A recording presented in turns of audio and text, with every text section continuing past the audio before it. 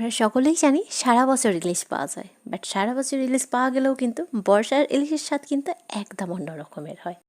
তাছাড়াও আমার চ্যানেলে অনেক ধরনের ইলিশের রেসিপি আপলোড দিয়েছি, আপনারা অনেকেই ভালোবাসা দিয়েছেন। বাট আজ যে রেসিপিটা বানাচ্ছি সেটা একদম অন্যরকম, স্বাদটা হবে একদম অতুলনীয়। সাথে থাকছে অনেক trips and tricks. By the way, আপনারা দেখছেন কুকিং মাই লাইফ চ্যানেল। আজকের রেসিপি হলো ইলিশ বেগুন। তাহলে ইলিশ বেগুন বানানোর জন্য সর্বপ্রথম আপনাদের লাগছে, অলরেডি আমি একটা ইলিশ মাছ আস্ত নিয়েছিলাম। এর ওজন ছিল 400 গ্রামের কাছাকাছি, খুব একটা বড়ও ছিল না ছোটও ছিল না। চাইলে আপনারা সাইজটা বড়ও নিতে পারেন। তাহলে সর্বপ্রথম আপনাদের কী করতে হবে, ইলিশ মাছটাকে ম্যারিনেশন করতে হবে। নর্মাল মশলা যেমন হলুদের পাউডার কালারের জন্য, এরই সাথে সামান্য একটু সরিষার তেল আর সল্ট তো লাগছেই। কিন্তু অনেকেই কী করেন, সরিষার তেলটা স্কিপ করতে যান। আপনারা চাইলে স্কিপ করতে পারেন, একেবারে অপশনাল। সরিষার তেলটা অ্যাড করলে কী হবে, ম্যারিনেশনটা খুব ভালো হবে।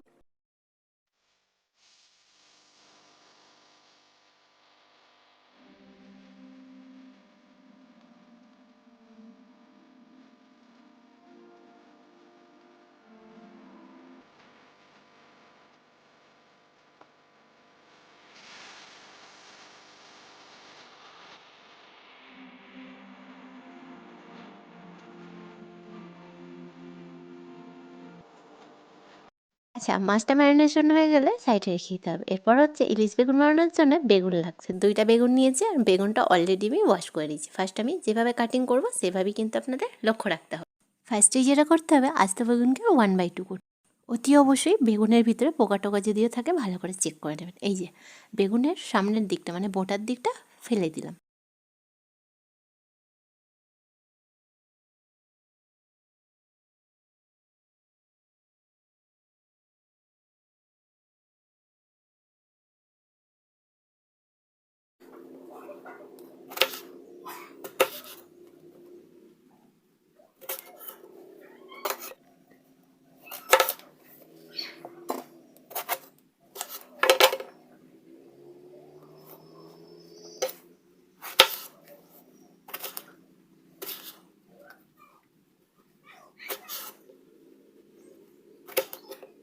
আচ্ছা, অনেকেই যেটা করেন, বেগুনটা কাটিংয়ের পর কিন্তু ওয়াশ করে নেন।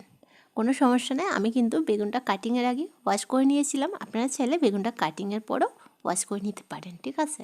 অতি অবশ্যই মাথায় রাখতে হবে পোকা টোকা না থাকে। আচ্ছা, বেগুনগুলো ম্যারিনেট করে নেব। তার জন্য হলুদের গুঁড়া এবং সল্ট খুব ভালোভাবে কিন্তু মাখিয়ে নিয়ে এরপর হচ্ছে ফার্স্ট আমাদের বেগুনটা ভেজে নিতে হবে। আচ্ছা, বেগুনগুলো ভাজার আগে একটা ছোট্ট টিপস দিই, ইলিশ বেগুনের জন্য কিন্তু তেলের পরিমাণটা একটু বেশি লাগে, আপনারা চাইলে কম রাখতে পারেন। আচ্ছা, এখানে একটা ছোট্ট টিপস দিই, ইলিশ বেগুনের জন্য সরিষার তেলটাই মাস্ট। অতি অবশ্যই সরিষার তেলটাই আপনারা নিতে হবে। আচ্ছা, কড়াইয়ের মধ্যে বেশ কিছুটা সরিষার তেল দিলাম। তেলটা বেশ ভালোভাবে গরম হলে ওই যে বেগুনগুলো ডাইরেক্টলি তেলের মধ্যে দিয়ে দিলাম। আচ্ছা, বেগুনগুলো কিন্তু ওই 10% আপনাদের ভেজে নিতে। অতি অবশ্যই গ্যাসের ফ্লেম হাই টু মিডিয়াম ফ্লেমই রাখতে হবে। স্লো ফ্লেমে রাখলে কিন্তু বেগুনগুলো খুব তাড়াতাড়ি কিন্তু সফটনেস হয়ে যাবে। সফটনেস আমাদের দরকার নেই, জাস্ট 10%ই কুক করতে হবে। আচ্ছা, অলমোস্ট আমার 10% কুক হয়ে গেছে। একটা ছাঁকুনির সাহায্যে তেল থেকে ছেঁকে তুলে নিলাম। আর ওই একই তেলের মধ্যে ইলিশ মাছগুলো ভেজে নেব। আচ্ছা, খুব একটা কড়াভাবে ভাজলে হবে না, নর্মালি হালকা কালার আসলে কিন্তু হয়ে যাবে।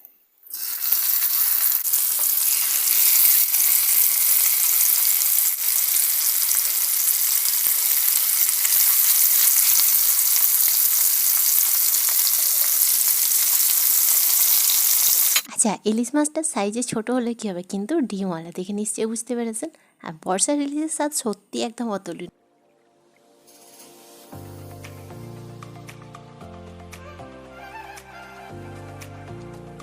আচ্ছা, এরপর ইলিশ বেগুনের জন্য একটা স্পেশাল মশলা আপনাদের রেডি করতে হবে। একদম ঘরে থাকা উপকরণ, একটা বাটির মধ্যে 1 টিস্পুন অফ হলুদের গুঁড়া, এরই সাথে 1 টিস্পুন অফ কাশ্মীরি লাল মরিচের।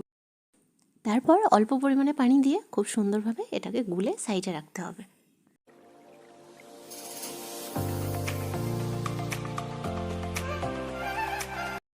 আচ্ছা, ফাইনাল হচ্ছে আমাদের ইলিশ বেগুনটা রেডি করার পালা। ওই একই তেলের মধ্যে ফোড়ন দিলাম 1/2 টিস্পুন অফ কালো জিরা। যতক্ষণ না ফ্লেভারটা রিলিজ হচ্ছে আমাদের ওয়েট করতে হবে। অতি অবশ্যই গ্যাসের ফ্লেম মিডিয়াম টু স্লো ফ্লেমে রাখতে হবে। আচ্ছা, ফ্লেভারটা রিলিজ হয়ে গেলে এখানে যেহেতু আমি ঝালমরিচের গুঁড়া অ্যাড করছি না, করতেও হবে না, আমি কিন্তু কাঁচামরিচ দিয়ে ইলিশ বেগুনটা বানাবো।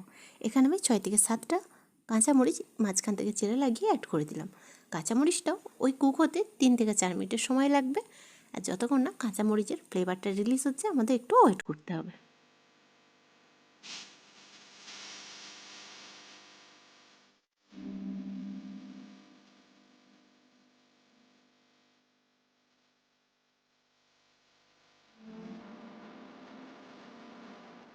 আচ্ছা, যথেষ্ট কাঁচামরিচের ফ্লেভারটা রিলিজ হয়ে গেছে আর কুকও হয়ে গেছে। এই স্টেজে যেটা স্পেশাল মশলাটা রেডি করি, ওই মশলাটা এই স্টেজে অ্যাড করে দিই। আচ্ছা, এখানে একটা ছোট্ট টিপস দিই। বেসিক্যালি আমাদের যেটা হয় আর কি, তেলের মধ্যে মশলা অ্যাড করলে মশলাটা পুড়ে যায় আর রেসিপির স্বাদটা একদম নষ্ট হয়ে যায়। এরকমভাবে যদি এই পদ্ধতিতে মশলাটা আপনারা পানির মধ্যে গুলে রেডি করে রাখেন, তাহলে কিন্তু মশলাটা পুড়ে যাওয়ার সম্ভাবনাও থাকে না আর স্বাদটা কিন্তু বরাবর বজায় থাকে।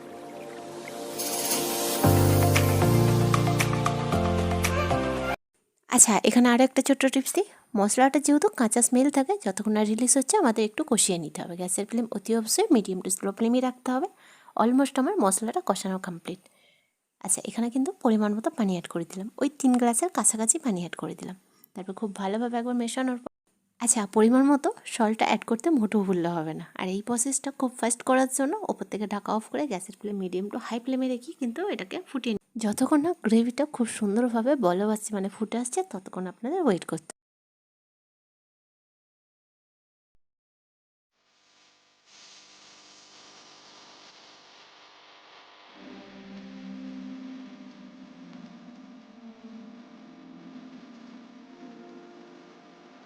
আচ্ছা, দেখে নিশ্চয়ই বুঝতে পারছেন খুব সুন্দরভাবে কিন্তু গ্রেভিটা কিন্তু ফুটছে। আর যেহেতু আমি 3 গ্লাসের কাছাকাছি পানি অ্যাড করেছিলাম, ওই 2.5 গ্লাসের কাছাকাছি পানিটা আছে, মানে গ্রেভিটা 2.5 গ্লাস হয়ে গেছে। আচ্ছা, এই স্টেজে কী করতে হবে, ভেজে রাখা ইলিশ মাছগুলো অ্যাড করে দিতে হবে।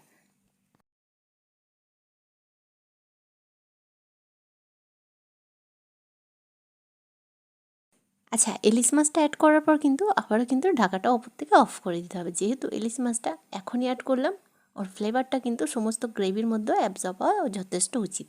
তাহলে 2.5 গ্লাস যেহেতু গ্রেভিটার পরিমাণ আছে, তাহলে 2 গ্লাসের কাছাকাছি করতে হবে। তারপরেই হচ্ছে ভেজে রাখা বেগুনগুলোও অ্যাড করে দেবো।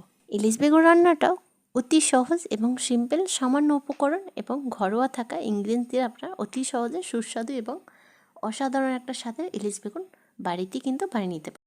ইলিশ বেগুনটা কিন্তু ফাইনালি শেষের পথে। ফিনিশ করব কুচানো ধনেপাতার সাথে।